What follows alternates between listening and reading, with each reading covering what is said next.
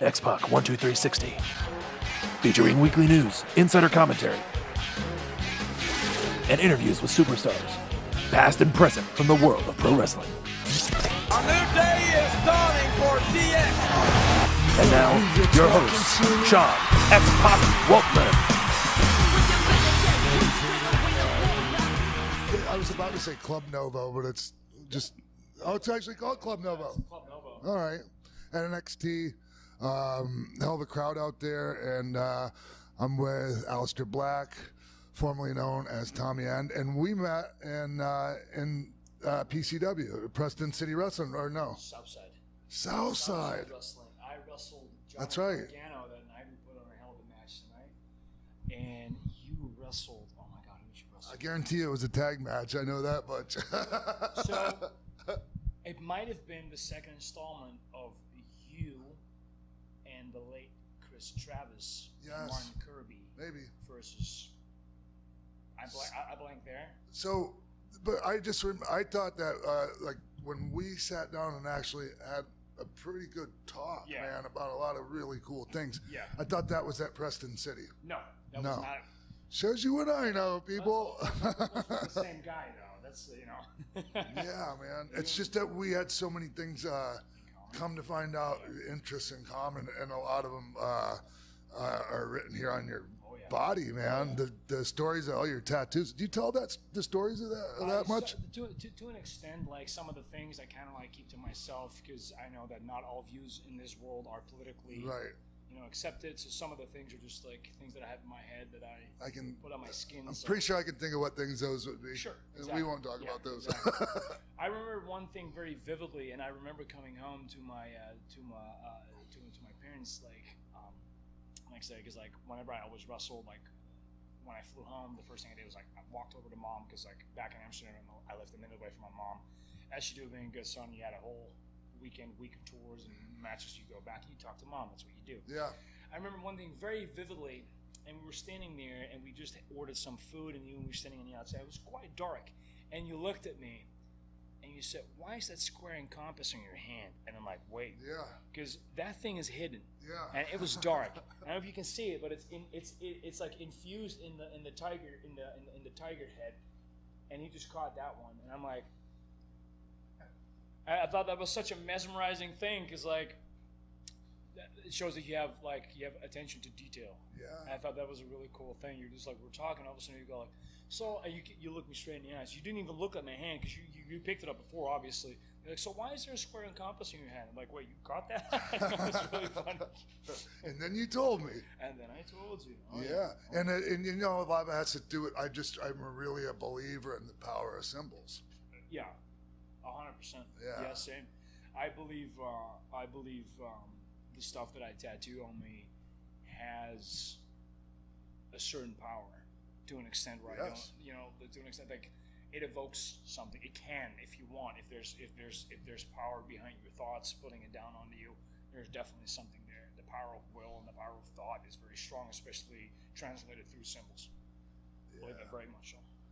I was just sitting here as you're telling me that. I'm thinking, man, it's really hard to tell you're Dutch, man. Like, because I mean, even Bas Rutten has more of a Dutch accent than you do. It's very, very American accent. We've never met, me and Bas. Yeah. But I heard that he forgot how to speak Dutch. But then when you listen to his accent, for me as a Dutch person, I go like, come on, you haven't forgotten how to Dutch.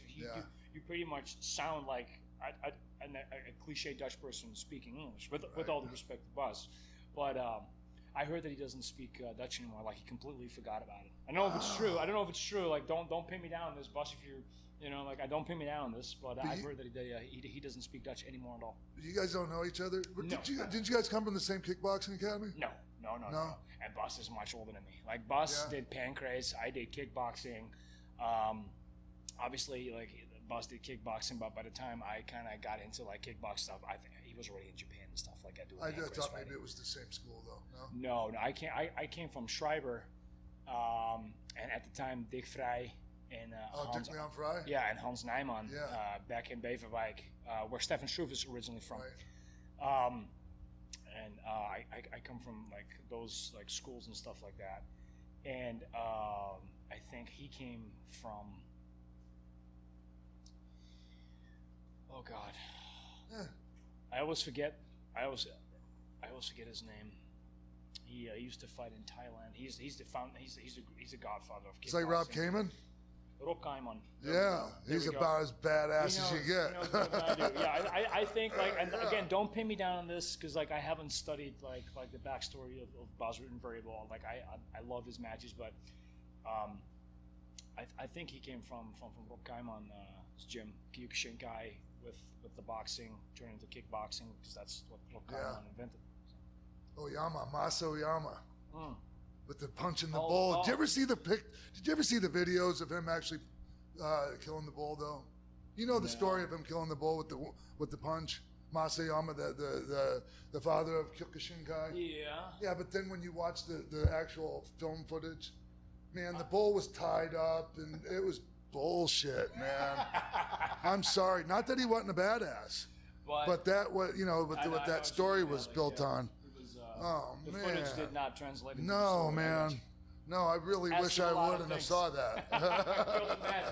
It killed the magic.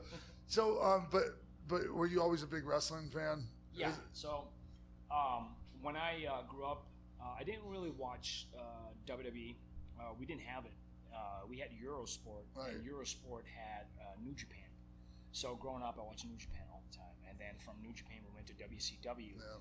And I think it was like 15 or 16 when I first ever saw WWE, and I was like, "What the hell is this?" And the funny thing was, guys that I come to love in like New Japan and in WCW, all of a sudden we're in this company called WWE. And I'm like, wait, are they working for the same? Because like there was no chronological order in what I was watching because I watched what was available at the time. So we had an hour of like WCW.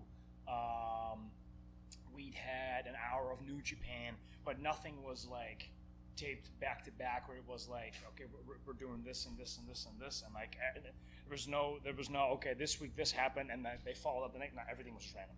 So I was just watching random time frames of professional wrestling that were So it presented wasn't to me. even chronological necessarily. Nothing. No. But, so did you have?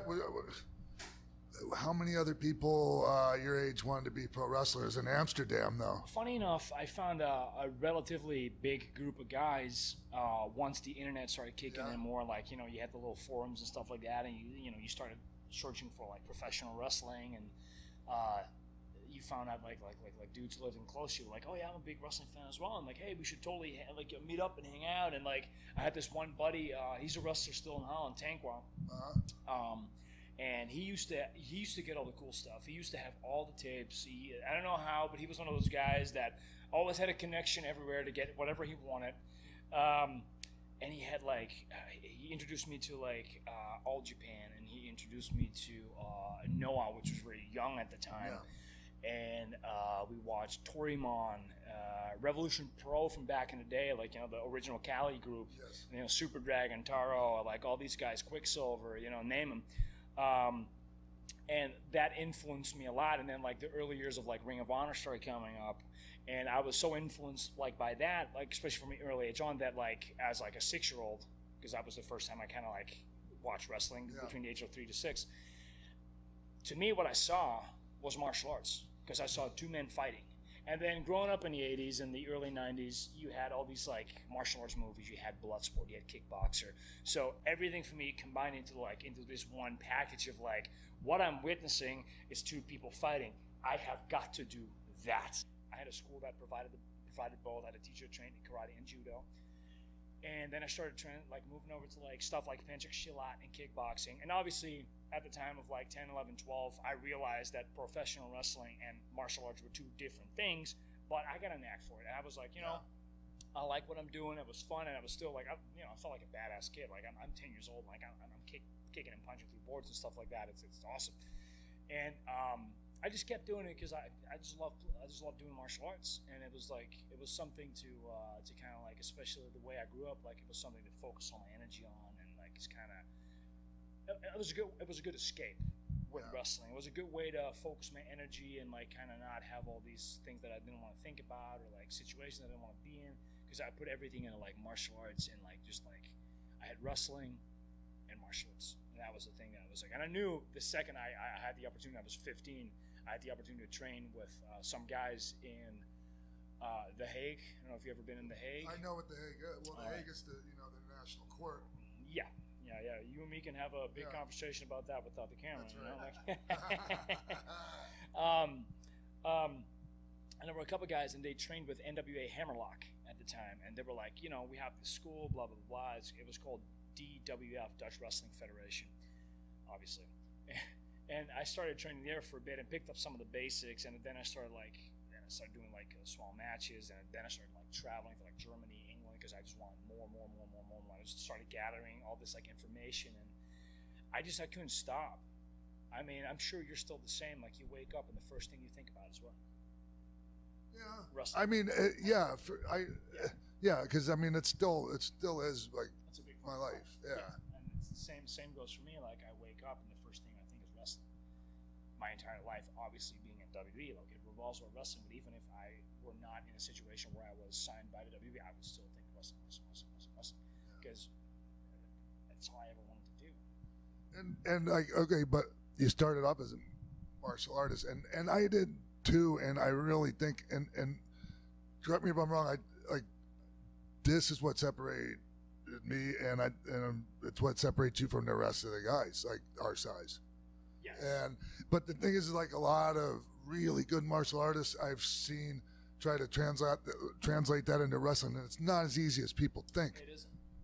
You need training. Like, there's a lot of people, because to a lot of MMA fighters, pro wrestling is a very popular thing, and I'm very thankful for them to, trying to make the transition into professional wrestling. But then they figure out that it's not as easy as a lot of people think, and just because you have a good athletic background doesn't make you necessarily a good wrestler, because it takes a lot to be a good professional wrestler.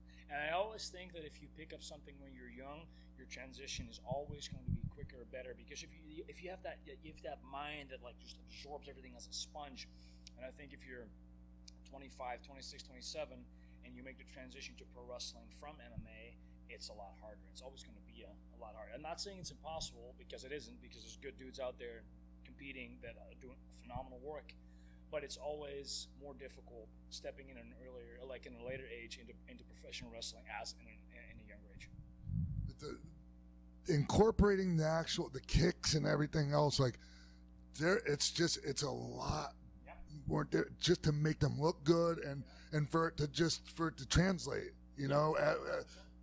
aesthetically. Yes. I see a lot of really good guys that they don't get that. It just doesn't translate. No, I think one of the hardest things for me was my early years as a professional wrestling, let's say ages 15 to 18.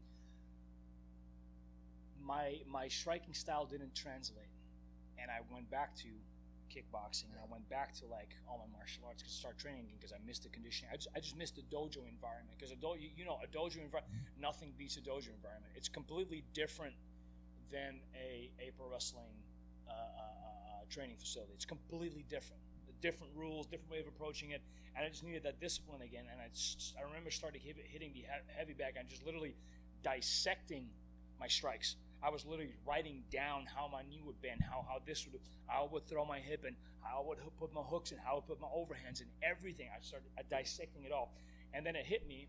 It's like, I need to combine my technique with the mentality and mindset of professional wrestling, and that's what made my striking work. And a lot of people was like, man, if you kick someone, it looks like, oh, and that's exactly what I want it to be. There's a lot of thought going in, and I'm sure you see this. I see a lot of young kids, and I can say young kids now. I'm 32 years old. I've been in this business for 15 years. I can say young kids now, and they look at professional wrestling, and the first thing they do is oh, I'm going to do some strikes. And I'm always kind of don't be so hasty with doing strikes. Don't be so hasty with throwing out all these combinations. It's not as easy as you think it is, because I see so many kids out there, and I see them strike, and I'm like, dude, it just doesn't sit well. I can tell that you have never in your life done this. And I don't blame them, because, they see other people do it, and it gets a good reaction. They see me on television. They see Finn on television. It gets a good reaction. You see all these cruiserweights doing all these beautiful strikes, and it gets a good reaction. So they're thinking, hey, it works. But then the reality of it is that a lot of those dudes have like an authentic background in it, and we know how to strike, and we know how to kick, and we know how to dip and dive, and then bob and weave, and we know how to deep kick, and we know how to do flying knees and all that stuff because that's in our background. It's not as easy as people think it is. So for me, the striking ability is something that needs to be thoroughly researched if a young up-and-comer wants to use striking in his moveset. I think it's the same as like choosing a gimmick. If I were to choose having a football gimmick, it would make sense for me to study football. Because how would I translate that into the audience? There needs to be a connection. I don't see this as a gimmick, man. It's you. It's 100% authentic, 100%. and that's why it works, man. Like if you got to go out and pick a gimmick, I'm so over that whole way of doing it. Sure. You know? I'm just using it as a reference, basically. Like if I were to, Sure. like I feel like in order for something to connect with an audience, there needs to be a form of authenticity in it. I feel that if you want some people to go like, right, I get him, you have to have live it. Because if you haven't lived through it, you can't tell the story.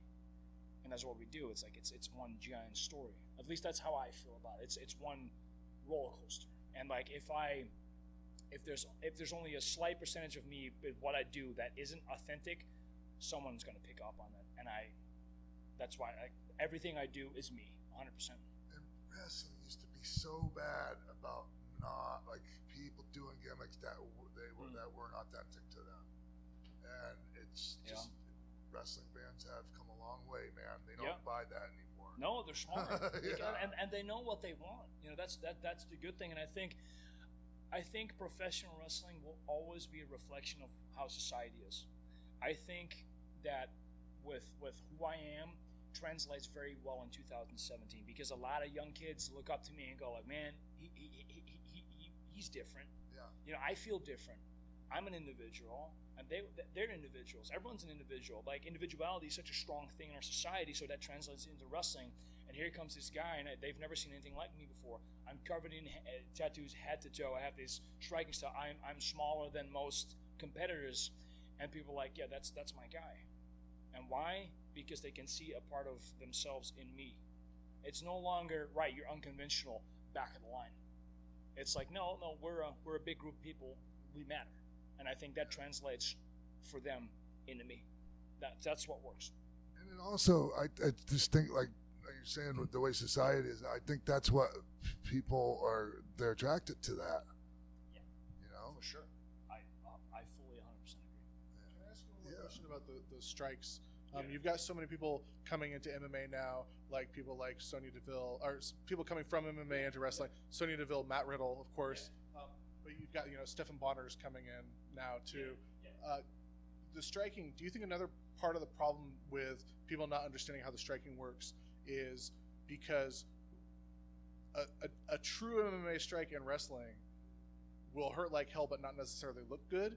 Do you think people are not fully grasping that aspect of it, that it has to be authentic and also theatrical? Well, I think that's exactly what I said. I had to dissect my striking and my pro wrestling mindset and combine the two.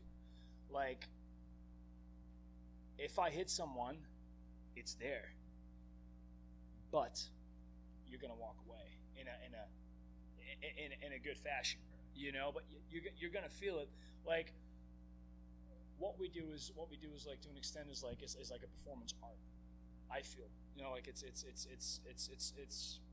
the highest form of chess, ballet, dance, martial arts. Like, there's so much in wrestling. It's not just something that you can just like explain to someone. That's why it's also difficult to translate what you do to people. And I think for a lot of like professional fighters, like they're used to watching a certain style of professional wrestling, and I think, oh, that's how I'm gonna translate it. And then they figure out like, oh, I can't do that. And then they start pulling it back, and then it doesn't look good, and they can't find that middle ground. Yeah. And I think you mentioned Sonya, and you mentioned Matt Riddle. Those two successful transfers, I feel, especially with Matt. Matt's fantastic. I've competed against Matt a couple times, and that dude's like he's awesome. You know, he just picks it up. He's one of those guys. Yeah, he's like a prodigy. He's insane. Same with Jeff Cobb. You know. Yeah, Man, that's do. awesome. I love him. Yeah. He's one of my boys. I love that kid. He's awesome. And Shayna too. Shayna pays Yeah. She's coming a long way as well. You know, like a lot of people, you have to go through that struggle. And again, I say this, it's a reflection of society, it's a reflection of life. If you don't go through that struggle, you can't live it. Yeah. So you have to go, all right, you know what, I don't know what I'm doing anymore. Because at that point, you're left to your own devices. And once you start leaving, like some people are like, oh, you know what, done. And some people start more thinking. That's what I started doing. So a lot of people either go this way or that way. And the people that go that way will make it, and the people that go that way will like, you know. But that's up to them. And they'll find new things in life. But you have to have struggle in order to persevere, 100%. So, you're like, it seemed to me, it's hard for me to call you Aleister, man. You can call me Tommy. Okay, Tommy. On the website it says formerly known as Tommy Yen. Right You on. can call me Tommy. It's fine. But was WXW kind of your home promotion for a while? Germany. I'd say if I look back, my home promotions were Progress, WXW, ICW, and Southside. I love Southside. Ben Auld, want to say what's up? Fight Club. What's up, Ben? And Fight Club Pro.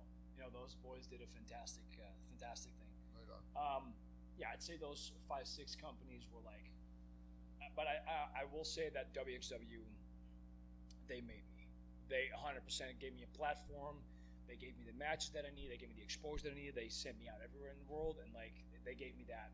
Right, this is this guy. And it took me a long time to kind of get good at what I do, what I do. But you know, I will always credit them for like they were my starting success, 100%. Sorry. No, go ahead, man. What was it like for you? Because you said you were so heavily influenced by that original Revolution Pro with Taro and Super Dragon. What was it like to grow up with that and then finally come to PWG and work for Super Dragon? I was the best. I've met him before because I wrestled him before in like 2005. I have to find that match. It's like I'm gonna tell you right now, I wasn't very good. It was fun because like Super Dragon's always been really good to me. He's always been a super nice guy to me. Same with like Excalibur and stuff like that. And we were on the after that show was a Noah Winter Navigation in combination with WXW. And after that, PWG ran their first ever European tour called like PWG. Yes, they ever ran outside of the state. It's like PWG European Vacation. I was on that one as well, and like, so I always kind of had a good relationship with them. And then I kind of they started doing their stuff, and I started like building back up there. And then like 2009, 10, 11, I started going to Japan more. Like I flew over to CZW, and then I came back, did more Japan, then got more famous in like Scotland and England. And all of a sudden, like 2013, 14, I started touring through America more. And all of a sudden, Chris Hero hits me up, and he's like, Cassius Ono, and he hits me up, and he's like, hey man, so I saw you here because like I mean, Cassius is my wrestling dad to an extent. If it wasn't for him, like a lot of who I am training wise and wrestling wise and where I've been would not have been possible. So shout out to Cassius Ono. He messaged me saying, hey, so you're coming over for like Mania weekend. I got this and this for you. PWG is interested in you. Are you interested? I'm like, well, you know, I mean, yes, you know. So here I'm sitting at home going like, well, I'm just this like small kid from like Amsterdam that has my country has no wrestling history, zero. So a few things like Wim Ruska, you know, the judoka. Yeah. He tried doing pro wrestling. He even had Jado and Gato in like 88, 89 in Amsterdam. Didn't work. Didn't he work with Inoki? Yeah. Wilhelm Ruska, right? Yeah. Was that his first name? Yeah. And it just didn't work. And I'm thinking like, wow, like you know, I'm gonna do this really cool company, PWG, because like you can argue about PWG's like as much as you want, but they have a big revenue, you know, like, and they're 400 or 500 passionate fans packed in that small venue, man, and they give everything from start to finish. They give everything. It's an atmosphere I can't describe. Nothing compares to PWG. It is a fantastic place. So I did that, and I wrestled here on that match. That match went up and ran its course in a very, very positive way for me. Allowed me to come back a couple times, did 2 bolas. Unfortunately, I had to pull out to a couple of shows due to some knee injuries, but yeah, that was wild. I've got one more question for you. Before you came to NXT, you had absolutely the best pro wrestling merchandise in history. Just the best, the Sumerian Death Squad stuff, and just everything. The best stuff ever. And then you had your first NXT shirt come out. Best NXT shirt of all time. I want to know about the process of you bringing you to NXT. So I was going to ask him that. Sorry, it doesn't matter. we can edit this, right? So we can put his voice in here. All right, tech guy, thank you. So when we initially started talking merch, well, let's rewind the whole thing back to the process of we're getting this guy signed. So when they originally got me, from what I gathered from the conversations I was having with some of the people within WWE, they were like, "No, we got you because of all that, all the stuff that you did and all the the character that you portrayed and just basically the person that you are, and we just like this, and this is what we want to present to an audience in a certain way with our twist on it." So I felt that I didn't really need to change a lot of things. I just needed to fine tune a lot of things, and it's still a process.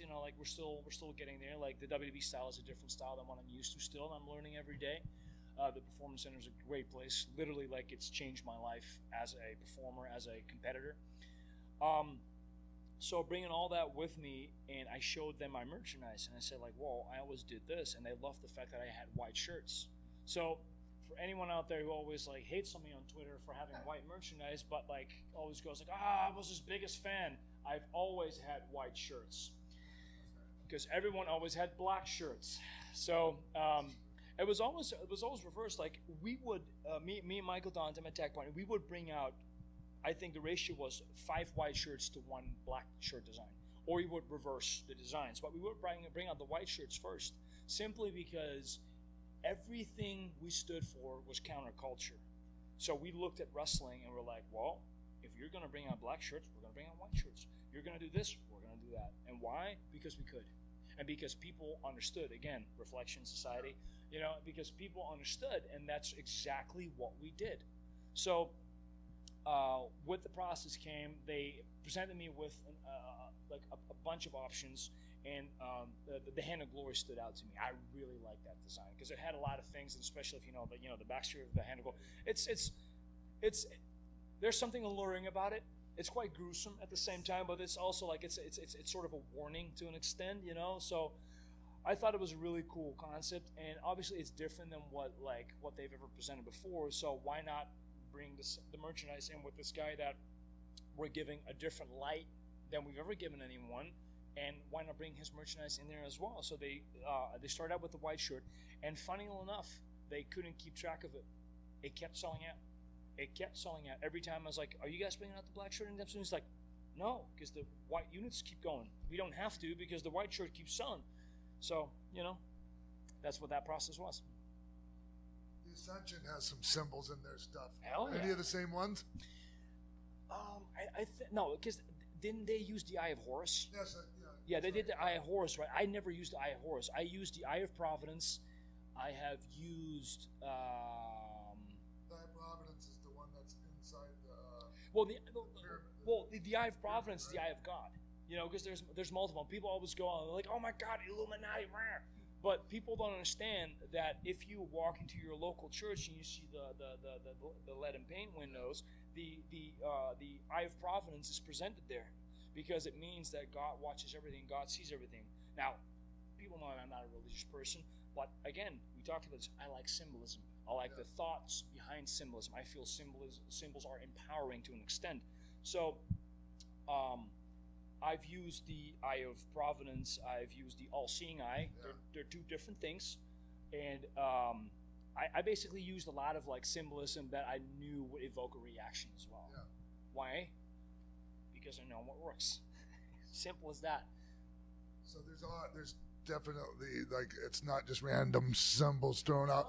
It has a meaning, and one of the funny things is, and like not a lot of people to this day still realize, but the old Sumerian death sculpture had a hidden message in all of them. And I'm not going to tell them about any of them, but there's hidden messages in our shirt that a lot of people didn't pick up on.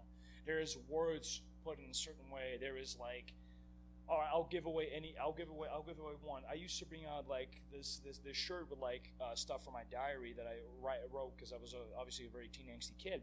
And I had like the Tommy N shirts where the stuff was written on the back, and some of the letters are printed thick, and if you put all those letters together, you get some words. And a lot of people didn't pick up on that. And like cipher. Exactly. Yeah. And we had symbolisms like, and if you put the shirt in light, then all of a sudden something would come through, and we had all these things. And that's why I still think that like a lot of people like 10, 15 years from now are going to go like, man, they were something different, weren't they?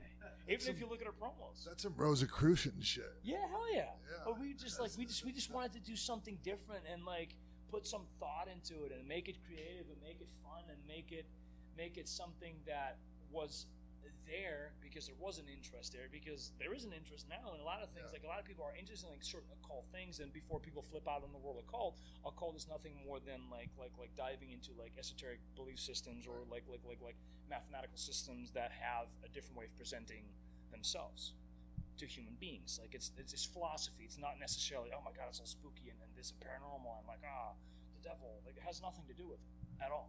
People are so uneducated, and we kind of thrived off that. We thrived off the fact that people didn't really specifically knew the symbols, so we used them and we'd invoke a reaction with people, and it was like just because they don't know the symbols don't mean they don't have power. Exactly. Yeah. So like one group of people thought it was amazing, and the other people were like, well, we can't wear this. And I respect both groups. I was like, that's good, because now I know, because that was a measuring stick for me as well. I remember very vividly. We had this segment that we filmed, and we put it like it wasn't YouTube, and it was not long after that I got emails from religious groups asking us to cease and desist because what we were doing was like this and that and such, and it was such an interesting concept where people were generally this like concerned for what we're doing, because like what we're doing is nothing more than shock rock. Because that's what it's shock rock, you know. But it's still a big part of me, because a lot of that stuff is stuff that I learned, stuff that I read about, because it's a huge interest of mine. You know, like I said, like we used all that stuff to get reactions from people, and it was fantastic. Hey, you're in a tag match tonight. Is that what they've been putting you in a lot lately? Yes and no. Yeah. Like me and Drew have been tagging a lot. You know, Big Drew is well, we all know Big Drew, so it's really awesome to to tag with him. He knows so much. He's been in the business for such a long time, and he's been here. You know, obviously before he's been here so long, so I learn a lot from him. I go up and down. It's a singles, tags, 6-mans. It's just a lot of fun. And the whole WWE style thing. Like my friends and I, we call it the main event style. Yeah. You know, more or less. But to me, the main event style is actually whatever works. You know, like and to me, like what tells me something works is the reaction from the crowd, obviously. Yeah. And I mean, obviously, like there is some adjustments to be made. Sure. Big time, but still, man, like what you did before you got here was working, or you wouldn't be here right now. No, exactly. Yeah. Exactly, and that's also something. That's why I'm trying to fit my style within the WWE mold, and like I said, it's still like trial and error here and there. I feel like I'm finding a good ground for everything. I feel like I have a good base to kind of like build from at this point, and slowly but surely we're adding, throwing stuff out, putting more stuff on top, so this works, and kind of twisting stuff around. It's a process. The thing is, what might seem like people might feel like you need to just. I really don't think you do in a lot of ways, because so much of what I see in wrestling these days, it's all routine. Yeah. You know, all the spots, like, you know, just the way we go into dirt. I mean, it gets routine because we got to work every night. And so, you know, you get and shit ends up being routine. But you created your own routine. So you're the first one to do these routines. Yes. Sure. And that's why it stands out so much. And that's what's so cool. And you know, the more other people realize that's what you got to do, the more they'll stand out too. Yeah. But in the meantime, we'll keep the secret to ourselves. No, I appreciate you saying that.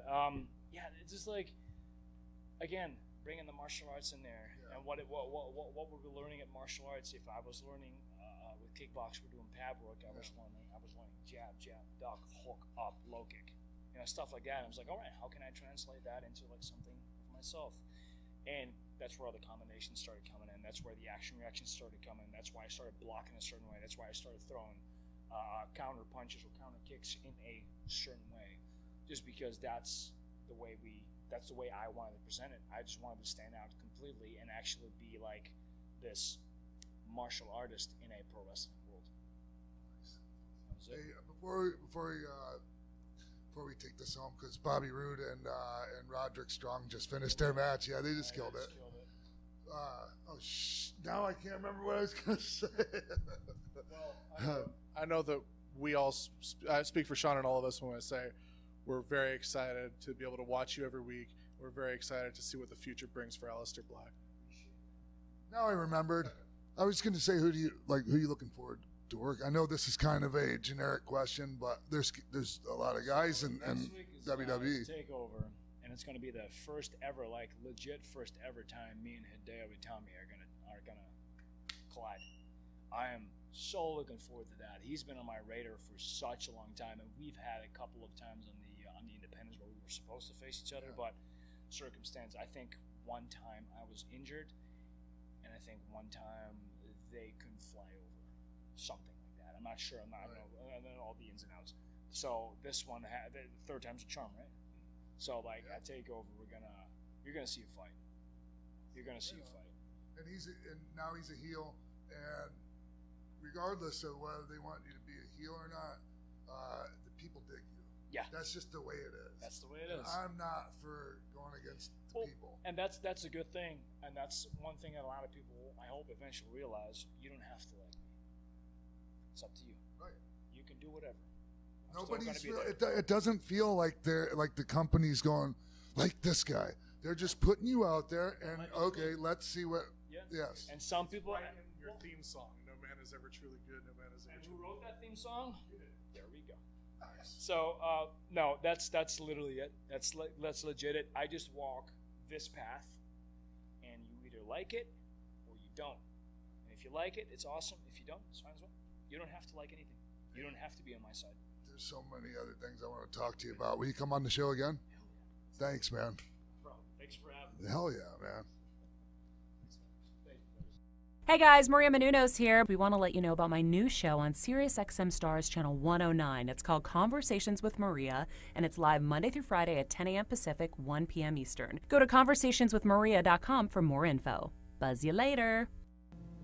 All right, we're back from that amazing interview with Aleister Black. It's a great interview. Amazing. Say it. It's amazing. Amazing. All right. So I appreciate everybody tuning in. And before we go, let's do the, all that Social stuff we do at the end here. Plug time. Jim, Oh. you want to go, Jimbo? I'll start. Follow me on Twitter at Jimbo in the Booth. Thank you to everyone at WWE and NXT for allowing us to come and the whole crew to enjoy ourselves. We had an amazing time. Thank you very much. Yeah, I agree. You guys can find me on Twitter and on Instagram at _Denise Salcedo. And then don't forget to tune into the SummerSlam AfterBuzz TV show right after SummerSlam. I will be on the panel, and I'm looking forward to it. Cool. You can find me on all social media at Sundown Motel. Check out our pro wrestling writing at withspandex.com, uprocks.com/pro wrestling. We are launching the With Spandex podcast this week. Our first guest is not Sean, but Sean will be on very soon.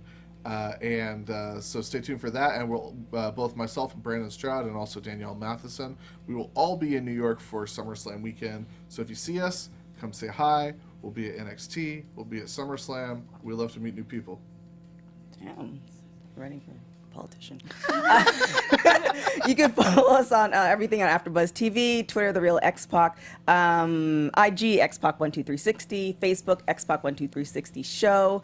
Also, you can buy all of Sean's tees at Pro Wrestling Tees at Sean Waltman. And also... Slash, my bad. Slash Sean. And then also iTunes, give us all those 5 stars all the time, comments, and on YouTube, all that good stuff. Also, we have a new thing, celebvm.com/Sean Waltman. Yeah, that's something that I've had available for a while, actually. It's just I haven't really talked about it much. And because I'm not one to really go, hey, come buy this or come buy that from me. But we bring this show. I've been doing this show for almost a year.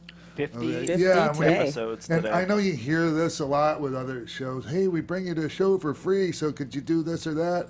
But, hey, you can buy one of these celebrity video messages, for somebody like like a birthday gift. Yeah, a birthday, wedding. Anniversary. Anything. Divorce. Christmas, whatever. So... I got 2 words for basically you. Anything. That's kind of good though. And if you don't have an occasion and just simply want to support the show, just for anything. Or if you ever wanted your favorite wrestler to tell you something, have Sean tell you. So it's celebvm.com/Sean Waltman. And then also you can find me on everything at TK Trinidad. I will also be at SummerSlam. I'm going to be taking over the AfterBuzz Twitter, so we're going to have a whole bunch of social media stuff going there. You're going to be taking over takeover. Taking over takeover. Yeah, that's what's up. It's going to be fun. Yep. Just look for the chick in the fro. See y'all next week right here on X-Pac12360. From executive producers Maria Menounos, Kevin Undergaro, Phil Svitek, Sean Waltman, producers Jimbo Frank and TK Trinidad, managing producer of AfterBuzz TV Wrestling Mark Donica, and the entire X-Pac12360 staff, we would like to thank you for tuning in. Like us on Facebook, rate and comment on iTunes and YouTube, follow X-Pac on Twitter at TheRealXpac, and email us at xpac12360show@gmail.com. This has been a presentation of the AfterBuzz TV Network. Buzz ya later!